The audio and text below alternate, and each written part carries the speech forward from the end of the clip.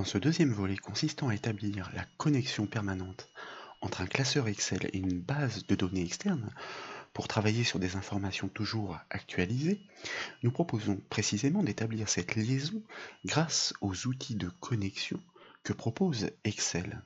Il s'agit d'établir un lien dynamique avec la table de la base de données et les requêtes de synthèse, sans code VBA donc, que nous avons justement préparées lors de la formation précédente, c'est-à-dire le premier de ces trois volets. Base de données qui, comme le classeur source, est bien entendu proposé au téléchargement depuis le site bombage.fr. Ces sources, qui s'actualiseront automatiquement par la liaison avec Access, pourront être manipulées pour créer à l'issue des listes déroulantes reliées dynamiquement entre elles, afin de fournir des résultats d'extraction parfaitement dynamiques car tenant compte des actualisations. Sans plus attendre donc sur ce nouveau classeur, je vous propose d'activer la feuille lien base sur laquelle nous souhaitons ici insérer toutes les données de la table parc de la base de données donc téléchargée, c'est-à-dire le parc des véhicules de la société. Pour ce faire donc, il faut dans un premier temps activer le ruban données, et dans le ruban données tout à fait à gauche, cliquez sur le bouton obtenir des données. Et là, selon la nature de la base de données, il faut pointer sur la rubrique en adéquation, celle qui nous concerne, et à partir d'une base de données, pour pouvoir désigner une source Microsoft Access, chose que nous faisons par simple clic. Dans l'arborescence ensuite, il suffit de désigner la base de données, et après un chargement des requêtes effectuées entre Excel et Access, seront proposés l'ensemble des objets Access, comme vous le constatez. En l'occurrence, ici, nous y voyons la table parc, celle qui nous intéresse, mais aussi toutes les requêtes de synthèse qui avaient permis de fournir la liste des modèles uniques par marque, donc extraction sans doublon. Nous sélectionnons donc la table parc. Je vous rappelle d'ailleurs, pour la définition, que les requêtes sont des tables spécifiques. Et puis, nous allons cliquer sur le bouton modifier car avant d'intégrer ces données, eh bien, l'éditeur de requêtes Excel, et c'est une nouveauté, permet de réorganiser ces dernières. L'objectif, bien sûr, est de pouvoir les structurer de façon plus parlante. Et donc, nous allons glisser le champ marque en première position, suivi des modèles, cela va de soi, cela paraît plus logique, de l'immatriculation et du nombre de chevaux par véhicule. Puis, une fois ces modifications réalisées, nous cliquons directement dans l'éditeur sur le bouton Fermer et Charger, et dans la liste, nous allons bien choisir la rubrique Fermer et Charger dans pour maîtriser l'emplacement à partir duquel nous souhaitons intégrer ces données. Dans la boîte de dialogue qui suit, effectivement, nous allons choisir de les insérer dans la feuille en cours, c'est la raison pour laquelle nous cochons sa case, et à partir de la cellule que j'avais présélectionnée, en l'occurrence ici B4.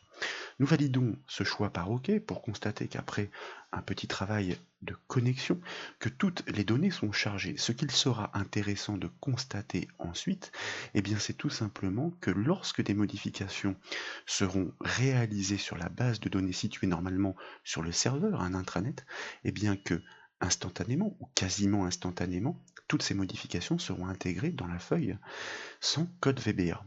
Remarquez la présence sur la droite de notre espace de travail d'un petit volet qui est présent tout simplement parce que dans le ruban données, nous avions pris soin de cliquer sur le bouton requête et connexion.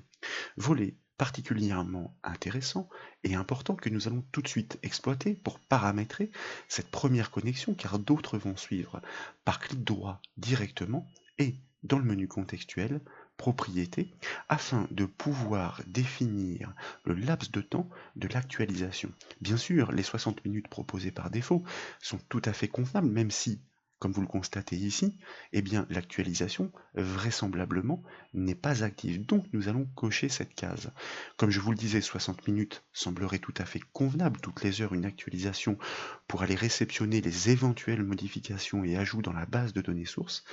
Nous allons restreindre ce laps de temps pour les besoins de la formation à 2 minutes en espérant ne pas être trop gêné pendant nos manipulations, car comme vous le constatez, cette actualisation s'effectuera en arrière-plan. Et puis, tant qu'à faire, nous allons cocher une autre case qui permettra d'actualiser ces données à l'ouverture du fichier, donc du classeur Excel, de manière à pouvoir réceptionner des données toujours actualisées, toujours à jour. Nous validons ce choix par OK, pour accepter ces paramétrages et dans la foulée, donc, nous allons activer notre feuille marque sur laquelle l'objectif est de pouvoir réceptionner l'ensemble des requêtes de synthèse en commençant par toutes les marques uniques référencées dans notre table parc des véhicules ainsi que tous les modèles par marque. Le principe est exactement le même, donc nous revenons dans notre feuille Excel, dans le ruban données, nous allons cliquer dans un premier temps sur notre bouton obtenir des données à partir d'une base. Effectivement, il s'agit de la base Access que nous double-cliquons de la même façon, nous laissons Excel faire son travail. Normalement, le chargement est plus rapide puisqu'il s'agit de la deuxième fois et que certaines données sont en mémoire. Nous sélectionnons notre requête qui permet effectivement cette extraction sans doublon des marques référencées. Nous n'avons pas besoin de modification, donc en bas de la boîte de dialogue, nous choisissons directement de charger dans, et comme nous avions présélectionné la cellule à partir de laquelle doit s'effectuer l'importation, nous n'avons plus qu'à cocher la case, mais rien n'empêche de la redéfinir à la volée grâce à cette petite zone de saisie. Nous cliquons sur OK pour valider ce choix et dans la foulée, effectivement, eh bien, il s'agit, par clic droit dans le volet des requêtes et connexions, de choisir propriété pour faire exactement les mêmes réglages, c'est-à-dire de demander une actualisation plus rapide, sachant que les 60 minutes sont tout à fait convenables, mais il s'agirait encore de cocher cette case ainsi que la suivante pour une actualisation à l'ouverture du fichier. Et dans la foulée, comme je vous le disais, même si nous n'allons pas toutes les faire ensemble, eh bien, pour le principe, nous allons au moins commencer par la première. Nous allons choisir d'incorporer le résultat de toutes ces requêtes d'extraction sans doublon, c'est-à-dire des modèles par marque, en réitérant à chaque fois exactement le même processus. Donc nous choisissons la première d'entre elles, R Audi, pour lister tous les modèles de la marque Audi. Pour l'instant, dans cette petite base de données, ne figure qu'un seul des modèles que nous allons charger dans, comme précédemment, en lieu et place, c'est-à-dire sur la cellule que nous avions présélectionnée sur la feuille. Le principe est le même, et puis il s'agit ensuite, une fois que la connexion est bien établie, de paramétrer cette connexion de manière à lui demander une actualisation, certes plus fréquente aussi, avec cette case toujours à cocher pour que les données soient bien à jour à chaque ouverture de fichier. Et il s'agit de répliquer exactement ce processus pour tous les autres modèles. Et certes, ce procédé peut paraître un peu long, c'est la raison pour laquelle nous le reprenons une fois que tous les ajouts ont été réalisés et paramétrés. Notez la présence ici de toutes les connexions à chacune des requêtes permettant de fournir par marque l'ensemble des modèles. D'ailleurs, titre des colonnes ici que nous aurions pu adapter, mais ce n'est pas nécessaire dans la mesure où ce sont les calculs qui vont pouvoir les récupérer, car à l'issue, je vous rappelle que l'objectif sera pouvoir de bâtir des listes déroulantes reliées entre elles naturellement, qui plus est, qui évolueront en permanence en fonction des ajouts effectués sur une base de données externe qui peut se trouver sur un serveur hébergé à l'autre coin du monde. Constatez qu'une actualisation est en train de se produire toutes les 2 minutes, donc, mais que pour l'instant, comme nous n'avons pas fait de modification, rien ne se passe.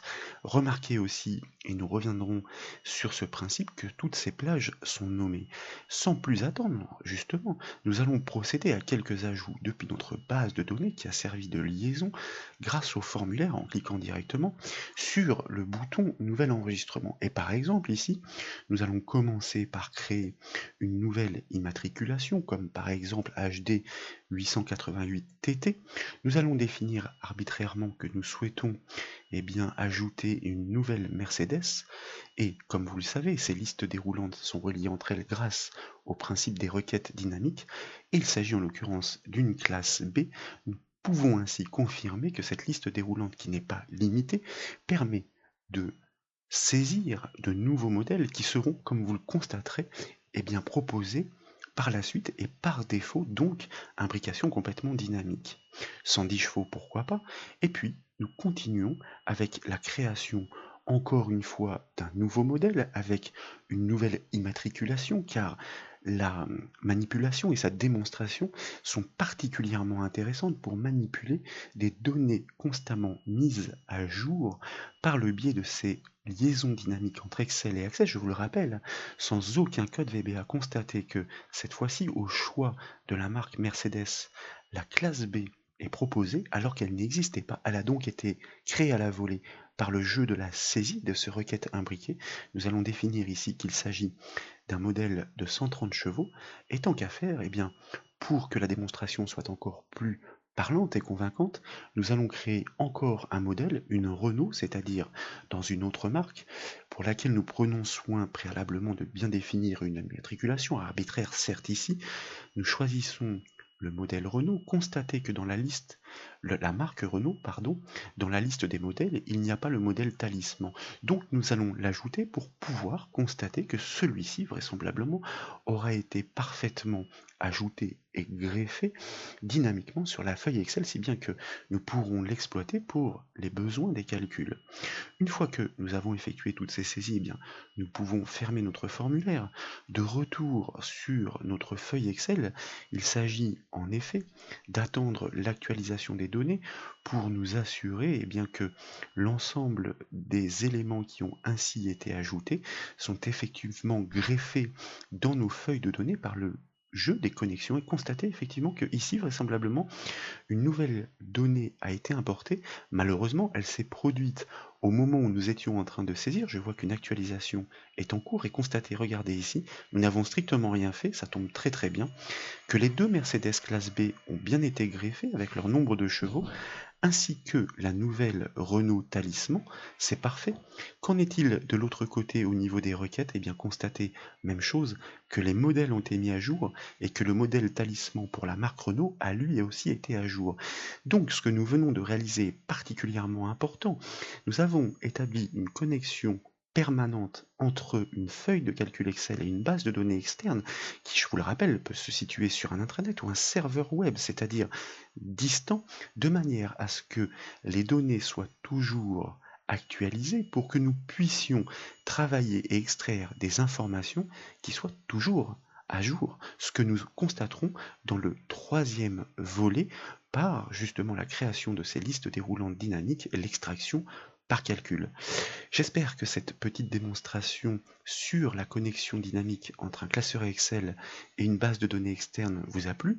Si c'est le cas, comme toujours, je compte sur vous pour mettre un petit j'aime à la vidéo. Et comme vous le savez, vous pouvez retrouver toutes les autres formations sur le site bombache.fr. Je vous remercie.